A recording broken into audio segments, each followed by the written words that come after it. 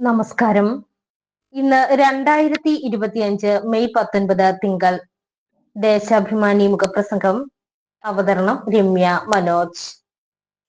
തുറന്നു കാട്ടപ്പെടുന്നത് ഇഡിയുടെ അഴിമതി മുഖം.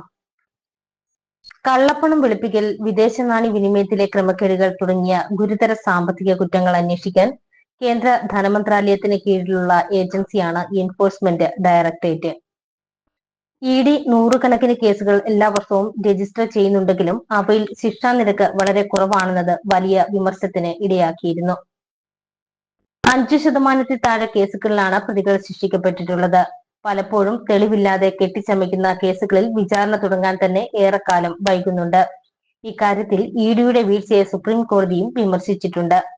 2014 നരേന്ദ്രമോദി അധികാരത്തിലെത്തിയ ശേഷം ഇഡി രജിസ്റ്റർ ചെയ്യുന്ന കേസുകളുടെ എണ്ണം പല മടങ്ങ് വർദ്ധിച്ചെങ്കിലും പലതും ബിജെപിക്കും ഇടനിലക്കാർക്കും പണം ഉണ്ടാക്കാനുള്ളവയാണ് എന്ന ആക്ഷേപം ഉയർന്നിരുന്നു.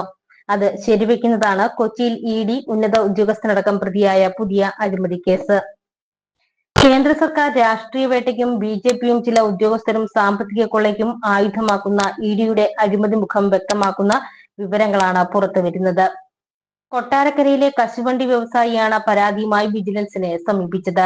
പ്രാഥമിക വിവരങ്ങളുടെയും തെളിവുകളുടെയും അടിസ്ഥാനത്തിൽ ഇഡി അസിസ്റ്റന്റ് ഡയറക്ടറായ ശേഖർ കുമാറിനെ ഒന്നാം പ്രതിയാക്കി വിജിലൻസ് കേസെടുത്തു. 2 കോടിയുടെ കൈക്കൂലി കേസിൽ ഇടനിലക്കാർ ഉൾപ്പെടെ 3 പേർ അറസ്റ്റിലായിട്ടുണ്ട്. അവരിൽ ഒരാൾ എറണാകുളത്തെ ചാർട്ടേഡ് അക്കൗണ്ടന്റ് ആണ്. ഇടനിലക്കാരിൽ ഒരാൾ രാജസ്ഥാൻകാരനും. അറസ്റ്റുകൾക്ക് പിന്നാലെ പരാതിക്കാരൻ ഇഡിക്കെതിരെ കൂടുതൽ വെളിപ്പെടുത്തലുകൾ നടത്തി. മലയാളിയായ ഉന്നത ഉദ്യോഗസ്ഥൻ ഭീഷണിപ്പെടുത്തിയതായും പറഞ്ഞിട്ടുണ്ട്. തന്നെ ഇഡി ഓഫീസിൽ വിളിച്ചപ്പോൾ ഇടനിലക്കാരും അവിടെ ഉണ്ടായിരുന്നുവെന്ന് വെളിപ്പെടുത്തൽ വളരെ ഗൗരവമുള്ളതാണ്.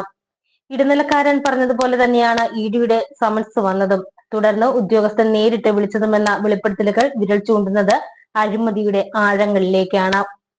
ഇഡി ഉദ്യോഗസ്ഥർ തന്നെയും ഭാര്യയെയും വിളിച്ചു വരുത്തി വിവസ്ത്രരാക്കി ചോദ്യം ചെയ്ത് എന്ന് മറ്റൊരു കേസിലെ പ്രതി ആരോപിച്ചിട്ടുണ്ട്.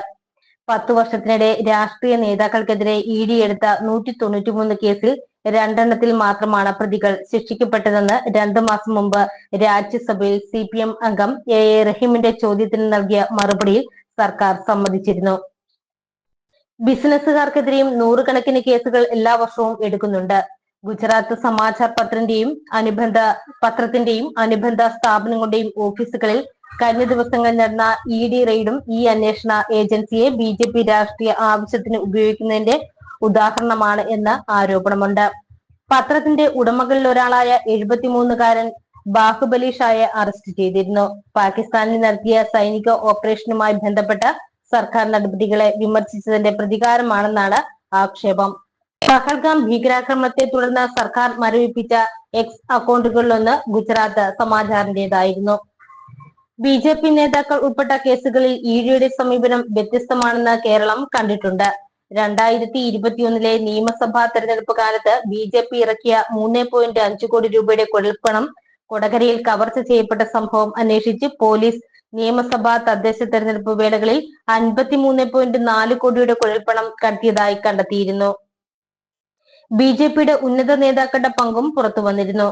കള്ളപ്പണമിടപാട് അന്വേഷിക്കാൻ കേരള പോലീസിന് അധികാരമില്ലാത്തതിനാൽ വിശദ റിപ്പോർട്ട് ഇഡിക്ക് കൈമാറി. എന്നാൽ പണത്തിന്റെ ഉറവിടം അന്വേഷിക്കാതെ 4 വർഷത്തോളം കേസ് മുക്കുകയായിരുന്നു.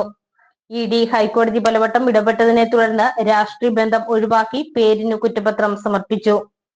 ബിജെപി തൃശൂർ ജില്ലാ കമ്മിറ്റി ഓഫീസിൽ 9 കോടി രൂപയുടെ കള്ളപ്പണം ഇറക്കിയതിന് സാക്ഷിയാണെന്ന് വെളിപ്പെടുത്തിയ ഓഫീസ് സെക്രട്ടറിയുടെ മൊഴിയെടുത്തില്ല. കൊച്ചിയിൽ ഇപ്പോൾ അഴിമതി കേസിൽ ഒന്നാം പ്രതിയായ ഇഡി ഉദ്യോഗസ്ഥൻ തന്നെയാണ് കൊടകര കുഴൽപ്പണക്കേസിൽ ബിജെപി നേതാക്കളുടെ പങ്ക് മറച്ചുവെച്ച് റിപ്പോർട്ട് നൽകിയത് എന്നും വാർത്തയുണ്ട്. ഇത്തരത്തിൽ രാഷ്ട്രീയ മേലാളരുടെ താൽപര്യത്തിന് വഴങ്ങി ഇഡി ഉദ്യോഗസ്ഥർ നടത്തുന്ന അഴിമതികളും ക്രമക്കേടുകളും സത്യസന്ധമായ അന്വേഷണത്തിലൂടെ പുറത്തുകൊണ്ടുവന്ന് അവരെ ശിക്ഷിക്കേണ്ടതുണ്ട്. ദേശാഭിമാനി മുഖപ്രസംഗം ഇവിടെ പൂർണ്ണമാകുന്നു. നന്ദി, നമസ്കാരം.